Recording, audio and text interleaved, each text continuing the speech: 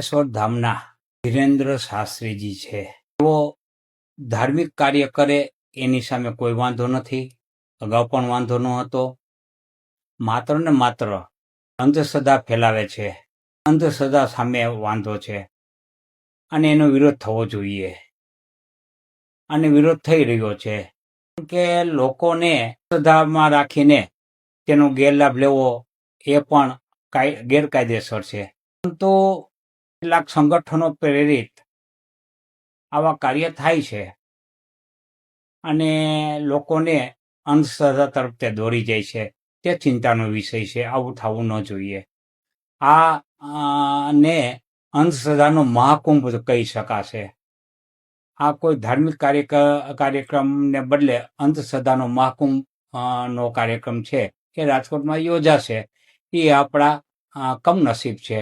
આપણે એને રોકી શકતા નથી. એનાથી બચવા માટે કાયદો કરવામાં આવેલ છે, પણ કાયદાની અમલવારી કરવા વાળા કોણ? પ્રશાસકો છે. પ્રશાસકો છે એ રાજકીય દબાણ હેઠળ કાયદાની અમલવારી કરતા નથી, કારણ કે અહીંયા મતનો પ્રશ્ન આવે છે. આવા લોકો સામે સખ્તાઈથી પગલાં લેવા જોઈએ.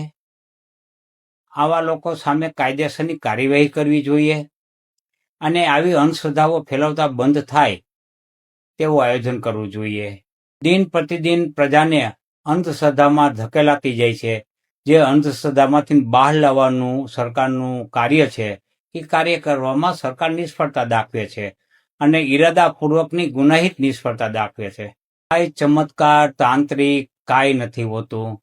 તમે કોઈ પણ ભૂવો હોય, કોઈ પણ ચમત્કારિક બાબા હોય, કોઈ પણ અઘોરી હોય, એને મારી પાસે લેવો, મારી ઉપર મેલી વિદ્યા અજમાવે, હું આવવા તૈયાર છું. આ બધું ડીંડક છે. ક્યાંય કોઈને નુકસાન કરી શકતું નથી. પોતાના કર્મો જ પોતાને નુકસાન કરી શકે. બાહ્ય આવા તાંત્રિક બાબાઓ કે જે કાંઈ અઘોરીઓ કે જે કાંઈ હોય તે કોઈને કાંઈ નુકસાન કરી શકતા નથી. એટલે એ બધી માત્ર ને માત્ર ભય ફેલાવાનું અને ભય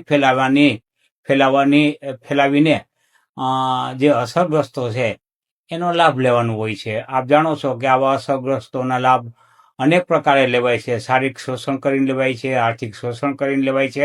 એટલું જ નહીં, કમળ પૂજા થાય છે એ પણ આની આડઅસરો છે. એટલે આવી આડઅસરો દિન પ્રતિદિન વધતી જાય છે. ચિંતાનો વિષય છે.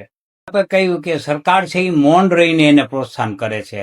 એને ડાયરેક્ટલી પ્રોત્સાહન ન કરે, પણ સરકારે મૌન રહેવું ન જોઈએ. આવા બધા જે બાબાઓ તાઇફાઓ કરતા હોય છે, તાઇફાઓ કરતા પણ અંધશ્રદ્ધા ફેલાવાના જે કુંભમેળાઓ લગાવતા હોય છે એને રોકવા જોઈએ. પણ એ રોકવામાં સરકાર ક્યાંક ને ક્યાંક મતનું રાજકારણ આવવાથી તેઓ આ બાબતને અમલવારી કરી શકતા નથી.